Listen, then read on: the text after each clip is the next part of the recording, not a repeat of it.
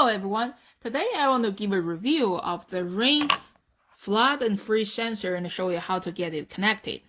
Now let's first talk about the sensor. It's a pretty small sensor around the same size of my palm.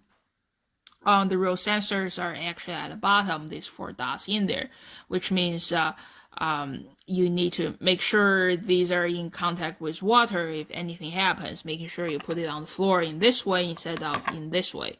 It's a wireless sensor, so you don't have to connect it to any cable. You can put it anywhere in your house where you think the water is going to come through.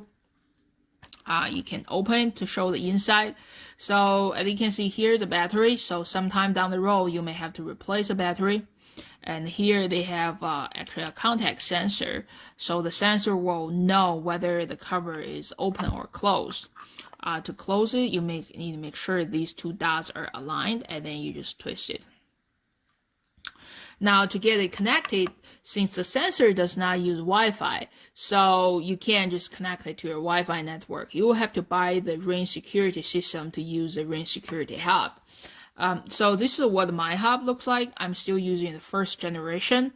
I think last year they came out with a 2nd generation, but they work in the same way. The way this hub works is that you first need to get it connected to internet through an Ethernet cable, and then the hub will communicate to all of your security devices through Z-Wave. Now, the beauty of Z-Wave is you don't have to worry about your hub being too far away from any sensors, because every Z-Wave device works as a signal repeater or signal extender. For example, my hub is currently sitting in the 2nd floor, and then I'm planning to use my sensor in the basement. But I also have some other devices in the 1st floor. For example, the security keypad in the 1st floor, it works as a secondary hub or signal repeater, so everything will be connected.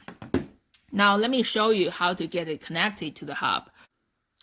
Now to get it connected, let's first go to the Ring app, set up device, security. It's a sensor, so it's a flood and freeze sensor, and I'm ready. I need to scan the QR code. The QR code is at the bottom. Let's try it. Use this code. All right, so it's this one. Open the sensor cover. Then maybe I just need to wake it up. All right.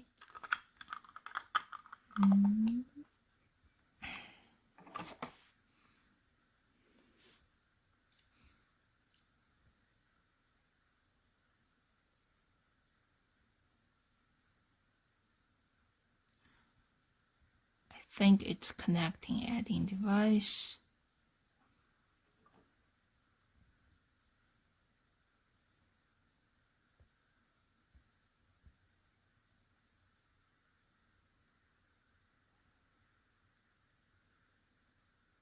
Configuring device. Device added. Tap here to set it up. I'm gonna tap it here. What room will you place a sensor in? I'm gonna put it in my kitchen. Give the sensor a name. I'm gonna put a customer name in there. Now, I had a sensor last year near my water heater, but then this year, our brand new GE dishwasher has caused water damage in our kitchen twice. So I've decided to put another sensor under the dishwasher so that next time it happens, we know it immediately. So I'm just going to call this sensor dishwasher. I'll just put the sensor under our dishwasher. Next, test. To do this, open the cover. Yeah, I don't want to test it down. Go to dashboard. Now let's check it out. So it's under device, base station, and as you can see in my sensor, I have a dishwasher now. Previously, I had another sensor called water heater. All right, so I like to test this Ring flood sensor here. So I'm putting it in my kitchen sink. As you can see, I wipe it very dry, make sure it's completely dry, and then I'm gonna start water flow. I don't think the sensor is waterproof, so I'm trying to not get water inside.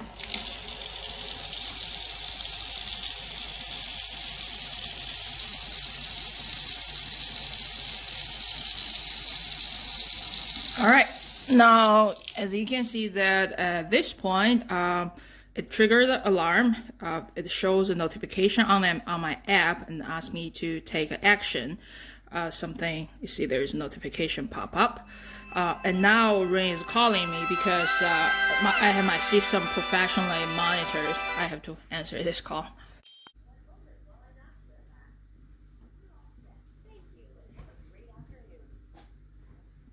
All right. So what happened is the Ring will call me, telling me that I'm just gonna dismiss this notification. So what happened is a Ring called me and telling me that the water sensor detected some water in there, and then it will say if you want more options, say continue. If you are done, just say done. So I just said done. That finished the call. So it's a robot call. It's not a real person.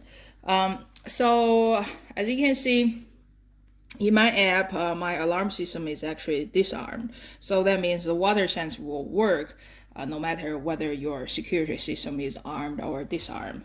And then it will certainly send you a notification in the app. I think the security base will also beep and say water detected, but then my base is upstairs. I can't hear it from the kitchen, but then it will send notification and will call you on the phone. All right. Thank you for watching. Hope you like this video. Please subscribe to my channel.